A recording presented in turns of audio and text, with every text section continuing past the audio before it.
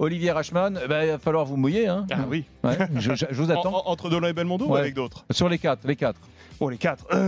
Gabin, début de carrière incroyable, fascinant. Entre 35 et 40, il ose tout. C'est lui qui a l'initiative de grands films comme La Grande Illusion, comme le Quai des Brumes. Donc c'est hallucinant.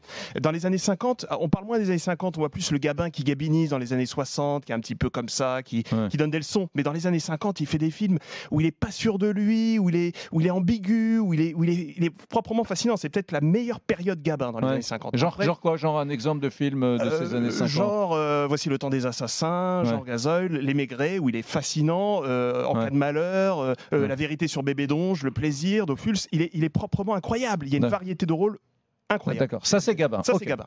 Delon-Belmondo. Alors Delon-Belmondo, moi je voterais quand même Delon. Et je vais vous dire pourquoi.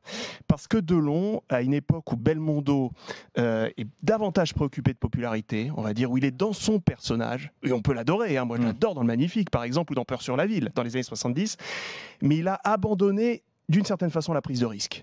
Il y a un film de Belmondo dans les années 70 où véritablement il se remet en jeu, c'est Stavisky. d'Alain Resnais. Mais même là, Stavisky, mais même là, je dirais c'est Belmondo qui fait Stavisky. C'est-à-dire qu'il oublie un petit peu de s'oublier derrière le personnage. Bon. Tandis que Delon, dans les années 70, c'est fascinant quand vous regardez, c'est incroyable quand vous regardez la variété des rôles qu'enchaîne Delon. C'est pas flic ou voyou Delon dans les années 70, c'est Traitement de choc, c'est le professeur de Zurlini, où il joue un rôle de loser, véritablement. Et puis c'est quelqu'un qui n'hésite pas à se mettre au second plan aussi, alors qu'il est une superstar. Derrière Jean-Yann dans Armageddon, dans Les Enfants, attention les enfants regardent, il meurt aux 2 tiers du film.